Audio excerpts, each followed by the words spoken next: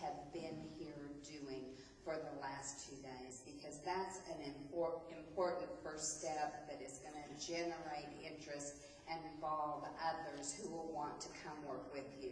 So, how can we all work together? We're blessed today to have an ending speaker with us, Dr. Tom Boyd, Professor Emeritus of Philosophy at the University of Oklahoma, and please join me in greeting Dr. Boyd.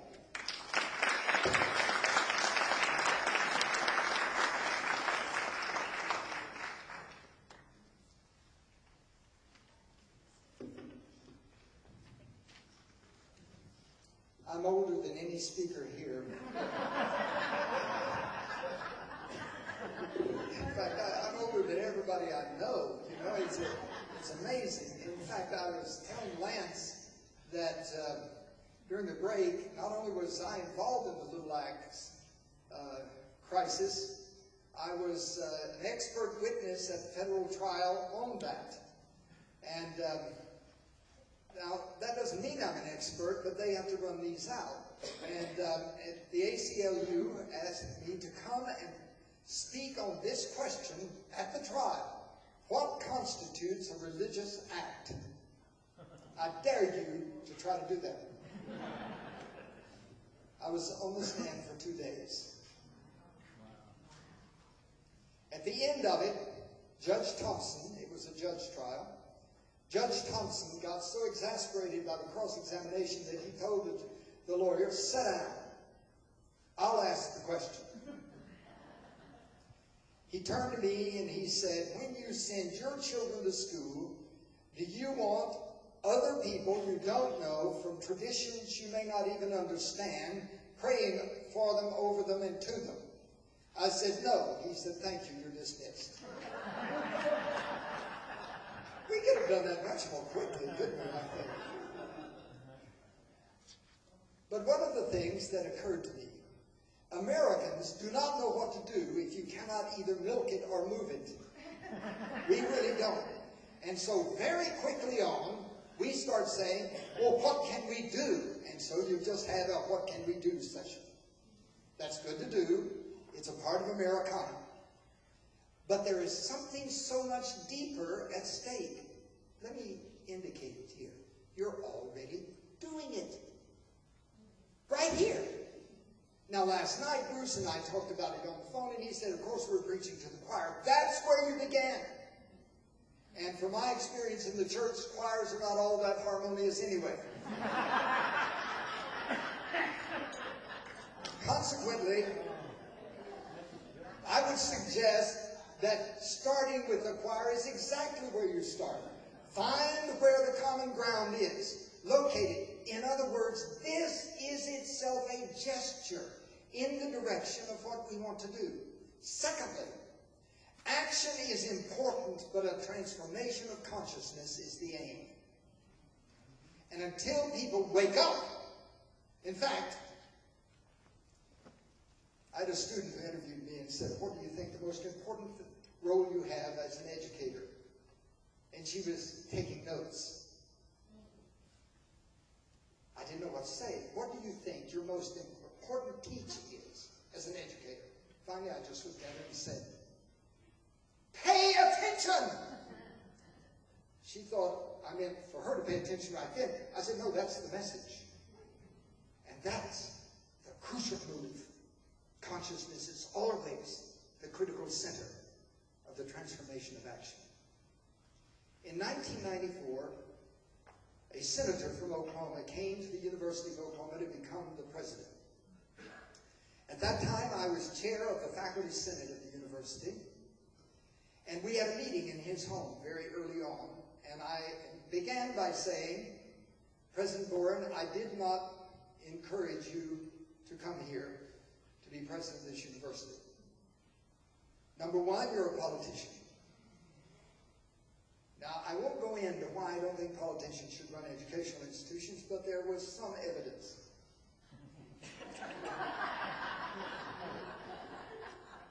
It's still in the legislature, pay attention. But I said my real concern was you would use this as a stepping stone and you'd be here a couple of years and take off to do something else, and we don't need a transition. We need a transformer. Well, he's in his 11th, just about his 12th year now, and therefore he did stick it out. But during that process, I asked him, why in the world would you leave 16 years of seniority in the United States Senate to become president of a state university? His first comment stunned me. He said, they've gotten too mean up there. No one any longer is willing to talk to each other. These new young bucks who are coming in here to serve in the House and the Senate won't talk to you if you don't already agree with their ideology. And we had a good talk about the ideological fixation that always destroys us, that always undermines community. It doesn't mean we don't have ideologies, and I have my own ideology, and it's the correct one. But if I do not understand that not only could I be wrong, I probably am. I'm just trying to find it out. Therefore, that ideological fix is crucial.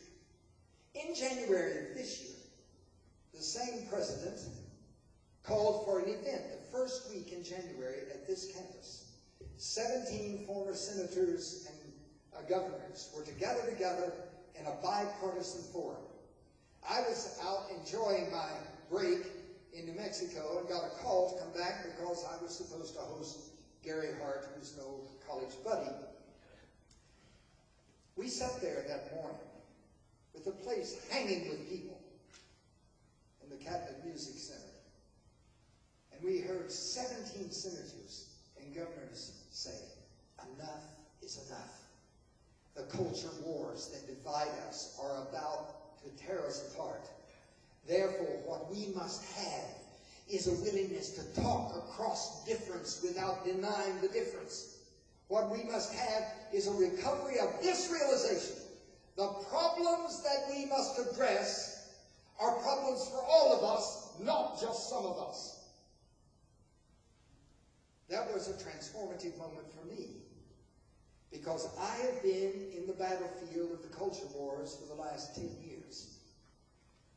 And those culture wars have split our psyches. They've split our culture. They've split our religious communities. And we've allowed it to go on.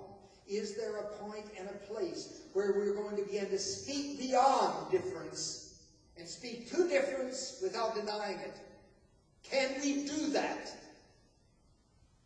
And then I get invited to this. And of course, I always know that if Bruce Prescott's involved in it, it's going to be a mess. And it's going to be a mess because he gets into that mess every time I see him. He's not afraid of confronting difference, and he confronts it pretty bluntly sometimes. But he also knows that something else has to happen. And this event is related to that, folks. You're already doing it. Start with the choir. Learn to listen. Pay attention, to hear. Those are the crucial things that seem to me to be with us. But I talked about politics here. When it comes to religion, the strife is more acute than ever. And it goes back to a deep-seated conviction we have in the history of this country.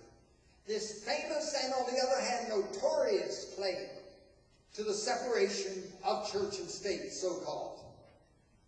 And that idea of separation of the state from religion, so that it is not hostile to it, nor favoring anyone, but is neutral on the question. And so that anyone can be as deeply religious or not as religious as they choose and be a full citizen in this country. That we've cut our eye teeth on. It's been a battleground throughout our history. One student asked me recently, Tom, when are we going to stop talking about this? I said, I hope never. It's a living phenomenon. And you live it out in every generation and afresh. And sometimes we go askew in one direction, sometimes askew in another. But we have to keep coming back. We have to keep realizing that. But I believe, and I'm going to now question one of my great heroes of American history, Thomas Jefferson. But he's dead and can't defend himself, so I can do it. I hope you realize he is. But Thomas Jefferson, and he wasn't the only one, but he was a great voice in this, made a mistake.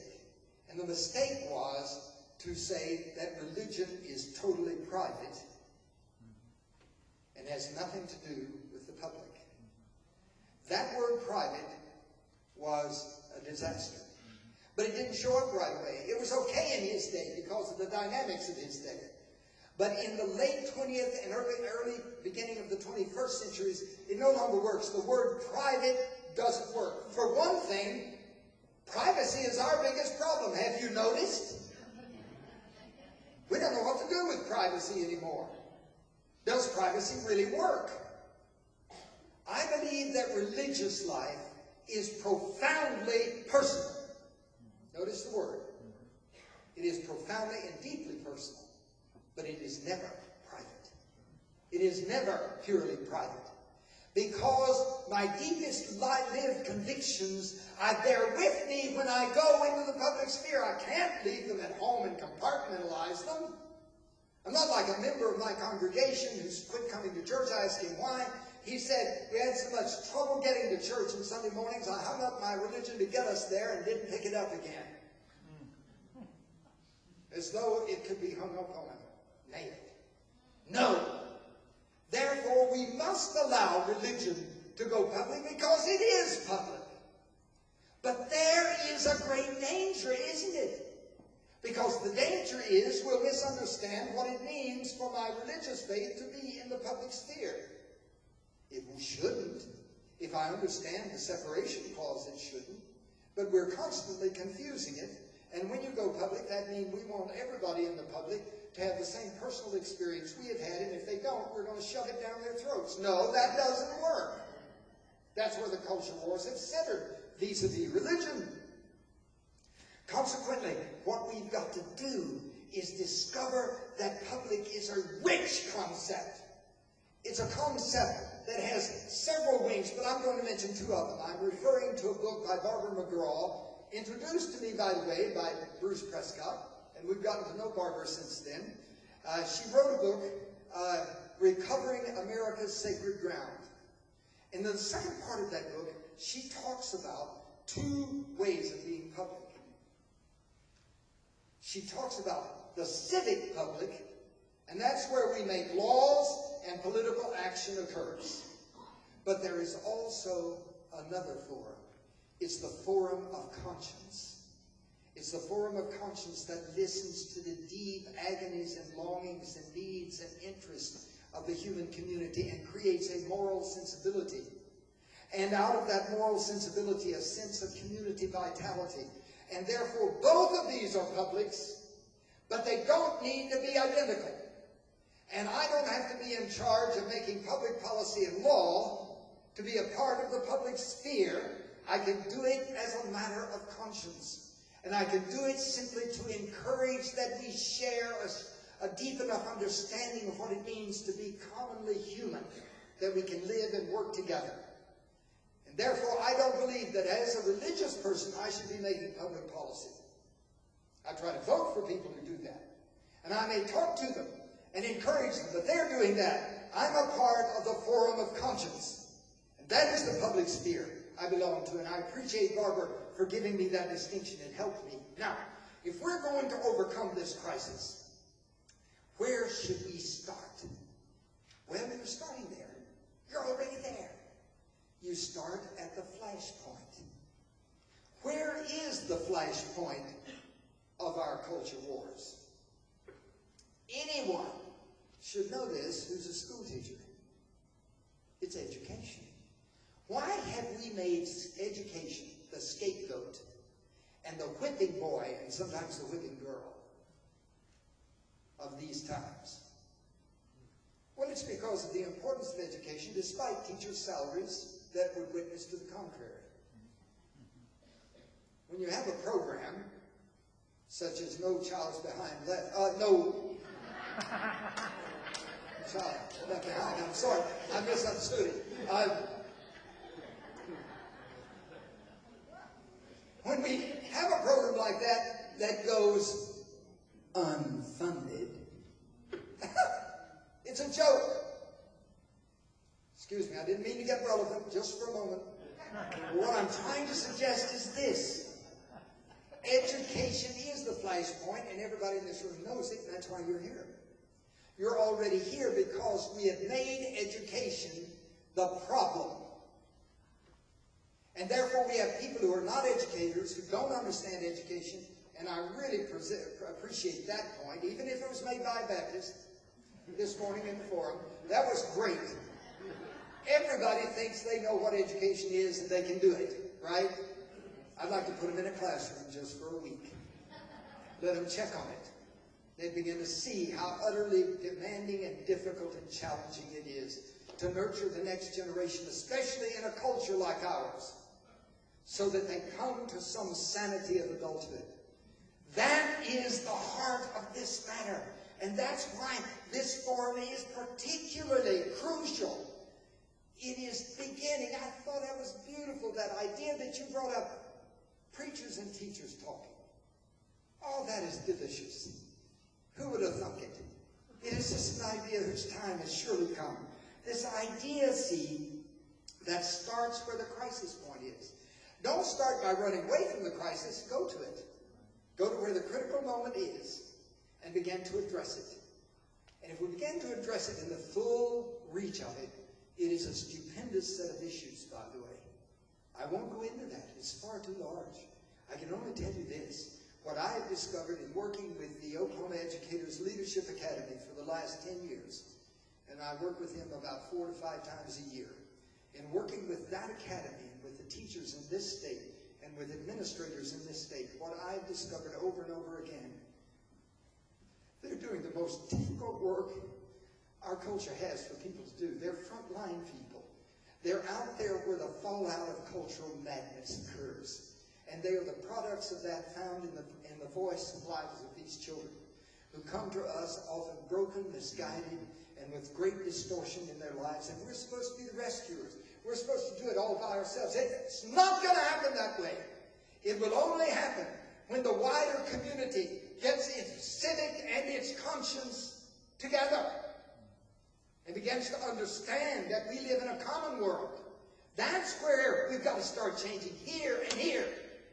And then we can change out here. We've got to do both at once. You can't wait on the heart to catch up with the hand, but you let the hands transform the heart. That is hard work. That is demanding work. And therefore, I would start with this. You know where our common ground is right here? Education. Right. If you go to a synagogue, a church, or a mosque, one of the great things that all religious groups do is to educate the children that belong in that movement. They know that those children need to be nurtured. Now, they're nurtured within the frame of reference of a faith community. But they do that to educate them, don't they?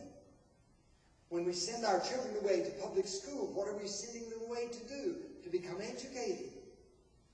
Therefore, these two wings of the whole process of nurturing children have a common ground to start with. And that is the nurturance of children. Now, the way in which we do it can be highly controversial, and we can get into some shootouts, but that's all right. Get on the common ground and figure it out. Therefore, we start with ignorance. So I'll tell you a story. When my wife and I came back to the university, I retired in '97 and thought I was shed in this place. Went to Denver to follow my wife, who was a pastor of a Presbyterian church. That's the disease we belong to. And we were there for 5 years. And then President Boren prevailed on my woman to come back and help found the religious studies program here at the university. She came back as director of outreach for that program. And I followed along because I like hanging out with her. And also carrying luggage. And next thing I know, I'm teaching full-time again. It'll never be over. I don't want it to be. It helped me, Mike, and you said it. You know what? It re-youthened me to be around all these young people.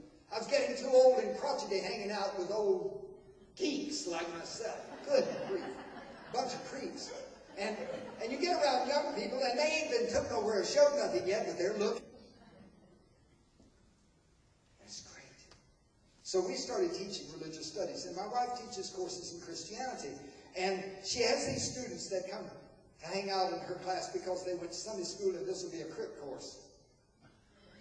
Then they discover that they ain't been took nowhere and showed nothing. That's Sunday school. And the first test they flunked, they were just bewildered. I thought I knew how many wise men there were.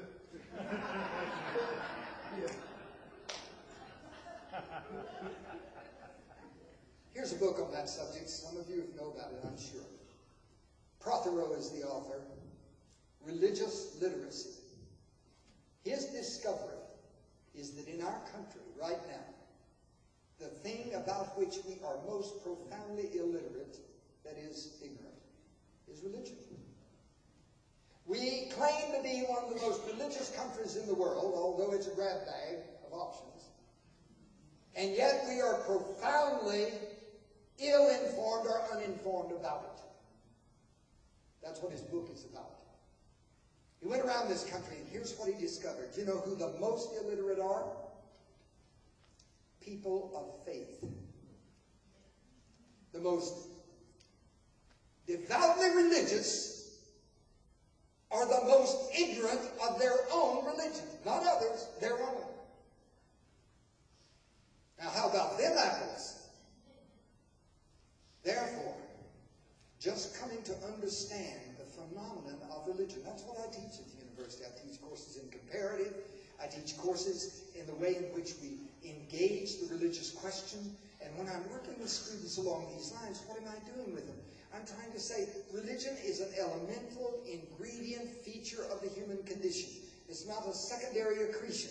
It is going to be here. It is not going to go away. It will go through transformations. History proves that. But it will not go away. Now, how are we going to grasp and grapple with and understand that so that we nurture ourselves in how to understand your position and your position with respect to their difference, but the deep underlying urgency that belongs to the religious consciousness itself?